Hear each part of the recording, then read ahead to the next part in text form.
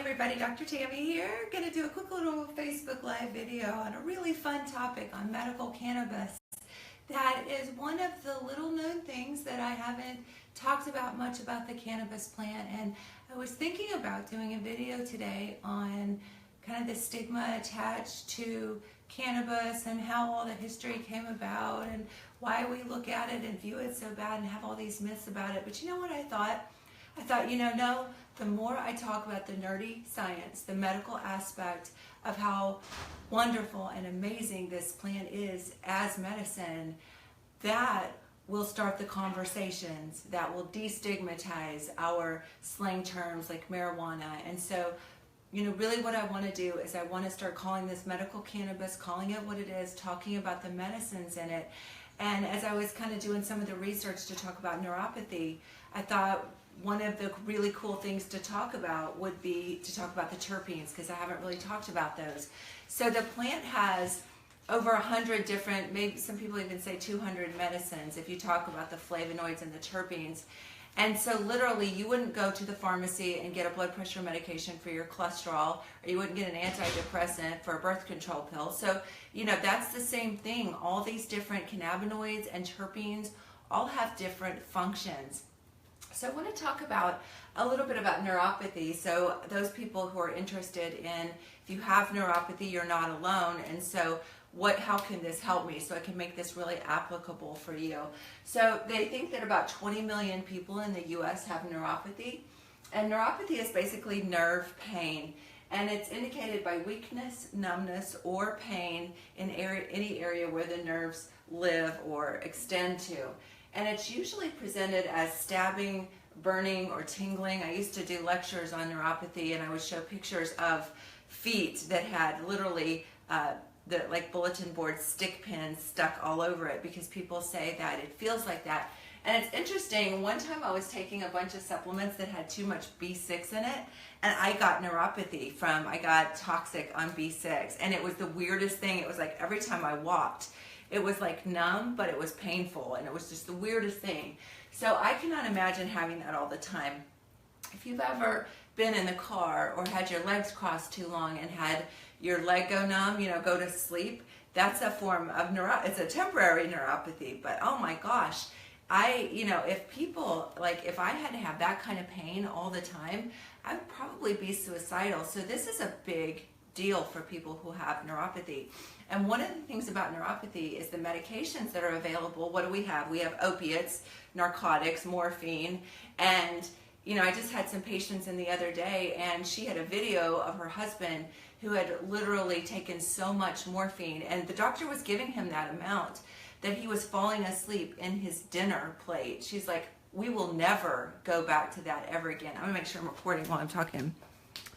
She said, we will never go back to that again. And so, they were in there to get a cannabis certification letter. And so I was like, wow, he could have died. Because if you're not even awake enough to eat, you could, I remember this, if y'all are too young to remember this, excuse me, but there used to be this show back in the day called Mary Hartman when I was a little girl. Mary Hartman, that was always the open for it. And it was the quirkiest, weirdest, strange girl. But anyway, I think it was her husband died, like he suffocated. He fell over in his soup, and he literally suffocated in his soup. So I just thought about that. I thought, you could literally suffocate in your soup. It's really, these opiates are dangerous, and there is no lethal dose of cannabis. Well, there is. It's 15 pounds in 15 minutes, but who can consume 15 pounds in 15 minutes, right? So there is technically no lethal dose of cannabis, but there is a lethal dose of opioids, so that's really scary. So anyway, I just want to talk a little bit and then other medications, gabapentin, if y'all have ever heard of those or known anybody on those, they cause dizziness, they cause fatigue. It's the side effects of the medication are almost worse than the actual neuropathy itself. So, we don't have a whole lot of options. So having this plant offer options is amazing. And I've talked about the endocannabinoid system and all the cannabinoids, so I'm going to talk about what terpenes are, because they are just another part of the plant that actually has some function in not only treating neuropathy but healing neuropathy. What causes neuropathy? Sometimes trauma, a broken leg or something like that, or a broken hip, nerve impingement, toxins. Artificial sweeteners are the #1 reason, and I have so many people that have had neuropathy in the past, and I have them go off diet sodas or artificial sweeteners and they get better. It's absolutely crazy how that works. Diabetes, basically the high sugar levels deteriorate the blood vessels in the nerves, so it just causes destruction to the nerves. And genetics, some people are a little more prone to it. I mentioned B6, so overload on certain vitamins can cause some toxicity as well. And any kind of pesticides, any kind of toxins or chemicals can cause it. So basically you have the endocannabinoid system, and you have these receptors called CB1 and CB2 receptors, and they regulate the neurotransmitters, the messaging that comes down the nerves, the chemicals, and the central nervous system. So the brain and the nerves are basically regulated. CB1 more brain, CB2 more the peripheral nerves. So CB2 is really where it's at for neuropathy. There was a study done in 2010.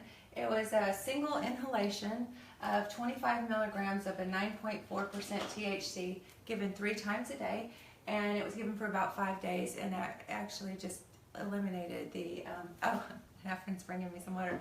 It eliminated the neuropathy during that time. Thank you, dear. And it's even got the Naked Doctor logo on it. I think she strategically planned that. Not sure why I got a little choky there for a minute. I think it was because she turned the heat up and the house was warm.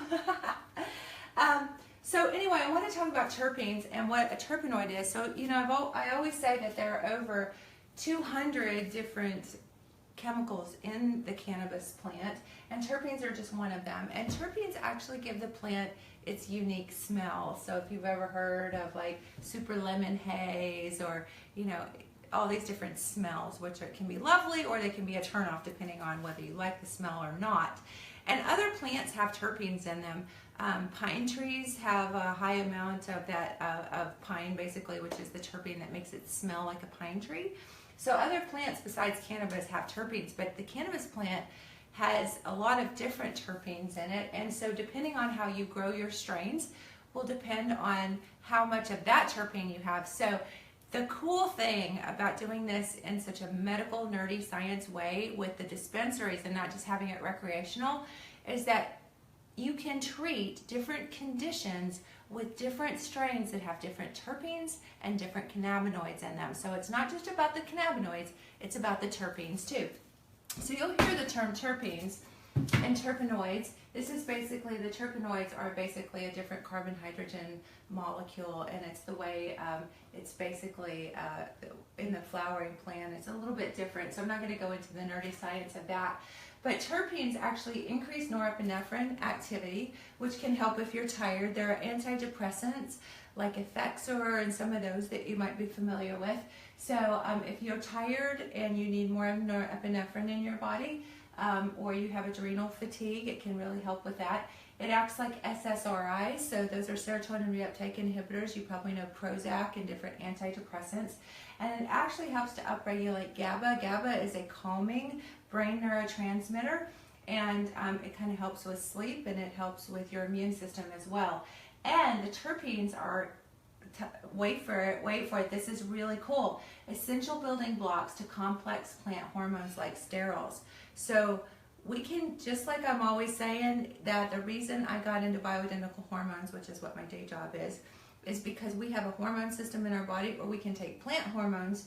You can take terpene, or you can take the plant, and you can get basically cannabinoids for your system. But terpenes actually help make hormones too, your sex hormones like testosterone and estrogen and progesterone. So this is a basis for building blocks for making hormones. So a lot of times with hormone imbalances, you'll have mood issues. So terpenes are wonderful for depression and anxiety, and the nervous system is all connected with the mood, and so neuropathy is very much connected with having the right terpenes. So I want to talk about terpenes just a little bit. I mentioned that they're found in other plants like pine, different sweet scents that make it like super lemon haze, that give all the different, in the dispensary, all the different smells to the plants. And basically what these terpenes do is they give the plant the taste, smell, and flavor, and they'll attract pollinators. So like bees that make honey, you know, that do the pollination. Also repels insects, so it acts as a natural insect repellent. So sometimes they use different, like citronella, you know, they use that to deflect insects. And it also protects against bacteria and fungus, so it helps protect the plant.